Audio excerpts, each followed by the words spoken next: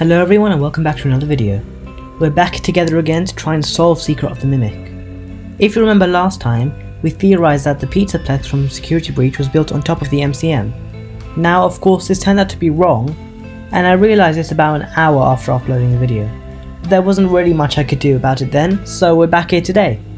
So, without further ado, let's hop back in and see what other secrets the Mimic is hiding. As we know, there are two Mimic programs, M1 and M2. We thought that M1 was only made to mimic Fiona, and M2 was made to be David's friend. But since last video, we've learned more of how these things work. We know that M1 was made after Fiona died, which we already knew before. But we were wrong about M2. Initially, we thought that M2 was the one Edwin made to be David's distraction, but that turned out to be M1. We know this from one of the audio logs in Secret of the Mimic. What? David, I want to introduce you to someone. This is M1. Why does it look like that? Look like what? It's scary. Oh, it's an endoskeleton. It won't always look like this. It'll wear fun costumes. Like what? Anything you want. It can fit into any costume we've created. Think of it as your new babysitter. But it doesn't get paid and go home. It'll stay with us and help around the house. So, if M1 was made as a replacement for Fiona and David's friend, then what was M2 made for? Well, as far as I can tell, M2 was made to be a replacement for David. Throughout the game, in some of the audio logs, you can hear the M1 influencing Edwin to make another mimic to replace David, and eventually he does end up doing it, creating the M2. Eventually, things go haywire, and after Edwin beats up the mimic comes back and kills him. Well, I say kills, but it's more likely that it just prevented him from getting any medical attention after the explosion went off in his office. Of course, it's likely that the Mimic did cause the explosion, so I guess you could say that the Mimic did kill him. Who knew that the Mimic actually put bombs in people's belongings? But then that begs the question, why did Edwin try to destroy the M2? To put it simply, he destroyed it because it reminded him too much of David. Even if he made it to be David, Edwin was still only human, and seeing the endoskeleton talking in David's voice and acting like him would still take a heavy toll on him, especially with all that grief he already has.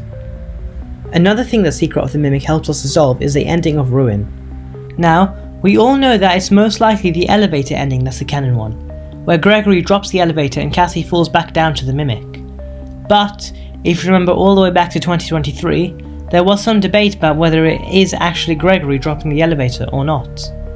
The debate came from some slight interference in the speaker that Gregory's talking through right before he drops the elevator, leading some of us to think that the Mimic took over, used his voice and made Cassie believe that she was betrayed. And now Secret of the Mimic is out, I think that this is a more likely outcome, rather than Gregory himself dropping us.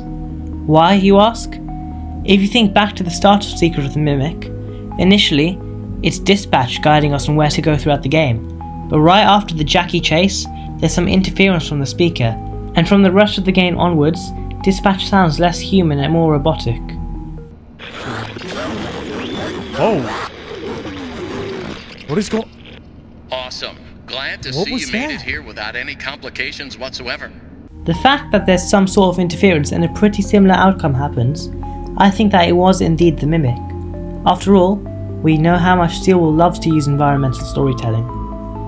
Next, let's talk about Sleepy Moon, not to be confused with the Moon.exe game, because that alone could be a full video, and it probably will be at some point. But in terms of Sleepy Moon himself, there's a bit of confusion as to who he's meant to be. If this is your first time hearing about him, let me give you a quick rundown. In one of the rooms, behind the carousel, there's an elevator locked behind a coded door. To find this code, you will need to use bits of mail you've collected and go around different locations around the room. Once you have the code, you can go down the elevator and end up in the basement, where you find Sleepy Moon singing as he walks around. After finding some puzzle pieces, you're rewarded with a collectible, before being able to use the elevator to get back up. So, who is this mysterious moon character though? Well, when you get out of the elevator in the basement, you can also collect a piece of mail from an MCM employee who was saying that the elevator wasn't working, and also that he was getting hungry. From this, we can infer that this employee died from starvation, and that he went on to possess a suit. But the thing that's even more messed up is the fact that the Sleepy Moon character is singing. Why, you ask? The main idea we have is that it's singing to calm itself down, which makes sense because it is a lullaby after all. However, just like with everything else, there is some conflict between fans as to who we think that this character is. Some fans think that it's the Mimic, but this thing has been trapped down here since before the M2 went rogue, so it couldn't be. Others think that it's just Edwin possessing the suit. The main argument I've seen for this is that the suit can be worn by a human, hence allowing Edwin to be stuffed. And also the fact that Sleepy Moon and Edwin share the same voice actor. In my opinion, the voice actor argument isn't a very strong one, as we've had different unrelated characters with the same VAs before. However, I think that it could still be possible that the Mimic went down to the basement with Edwin's body, found the Sleepy Moon suit, and stuffed Edwin. However, the pieces of mail you collect to get to this area also show that Sleepy Moon has been active since before the MCM was shut down, and hence before Edwin's death, meaning that it just couldn't be Edwin. Last video, we talked about the bad ending being canon, and we based it off the fact that the Mimic stayed in the MCM, allowing Fazbear Entertainment to build the Pizzaplex on top of it. After some reconsideration, I now also believe, like many others, that the Parachute.exe ending is canon. The ending gives us a lot of lore that the bad ending didn't give us, and further raises some questions, which leads me to believe that this is the canon ending. Additionally, we also activate the mixes in the Parachute ending, and whilst it doesn't seem to do much, the sheer mention of it is enough to help us put the pieces together, just like Edwin. In the Parachute ending, we see the M2 take our data diver before walking off, and if you compare both of the models that we have of the Mimic, the one from Secret of the Mimic and the one from Ruin, you will see that these two models are extremely different, and you may be wondering the lore reason for why. Well, we know that by the end of Secret of the Mimic, our data diver has the Mimic blueprints on it. So, what if the Mimic decided to take those blueprints, return to the MCM, and build upon itself to make itself even stronger? After all, Arnold was the first technician who actually managed to get to the blueprints, so it's not like he was able to do that before. However, I do want to make it clear that if this is the case, the Mimic we see in Ruin is not an M3. The only difference between M1 and M2 is that they're different programs of the Mimic, not different endoskeletons. M1 initially had the endoskeleton first, before being moved to the Fiona supercomputer machine that we see later on, and that's when M2 was installed into the endo, which it never left. Another cool detail in the Ruin model is that the Mimic tore off the data diver slot that we used to reset it in the good ending. Finally, in the basement of the MCM, we encounter the White Tiger.